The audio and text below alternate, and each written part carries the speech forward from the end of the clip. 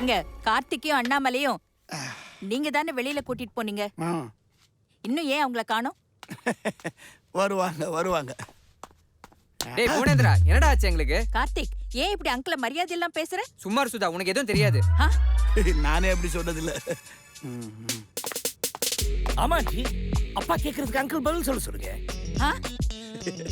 ஆண்டியா? சாமி. ஐயோ, 2 பேரையும் மாத்தி விட்டாரா?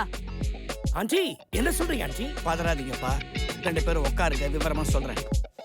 உங்க 2 பேரையும் சாமியார் மாத்தி விட்டுட்டார். என்னது மாத்தி விட்டாரா? என்னடா மாத்தி விட்டாரு? புரியுற மாதிரி சொல்லு. அப்பா உடம்புக்குள்ள இருக்கிற ஆன்மாவை புள்ளக்குள்ளேயும், புள்ள உடம்புக்குள்ள இருக்கிற ஆன்மாவை அப்பாக்குள்ளேயும் மாத்தி விட்டுட்டார். என்னடா சட்டையை மாத்துற மாதிரி சொல்ற? சாமியாரை கேட்டீங்கன்னா உடம்பே சட்டை மாதிரி தான் சொல்லுவாரு. இதாவது பரவாயில்ல, நீங்க 2 பேரும் ஆம்பளைங்க. ஒரு தடவை எனக்கும் இவருக்கும் பிரச்சனை வரும்போது எங்க 2 பேரையுமே மாத்தி விட்டாருன்னா நாங்க எவ்வளவு கஷ்டப்பட்டிருப்போம் நினைச்சு பாருங்க. 2 பேரும் ஊருக்கு போக அப்பா வாழ்க்கை புள்ளையும், புள்ள வாழ்க்கை அப்பாவும் வாழ்ந்து பாருங்க. ஒருத்தர் நல்லா புரிஞ்சுக்கங்க. அவரா ஒரு நாள் வருவார். அது வரைக்கும் கார்த்திக் அண்ணாமலை, அண்ணாமலை கார்த்திக். இது யாருக்கிட்டயாவது சொன்னா யாராவது நம்புவாங்களா அங்கிள்? சொன்னீங்கன்னா 2 பேரும் உடனே பைத்தியக்கார ஆஸ்பத்திரியில சேர்த்துருவாங்க.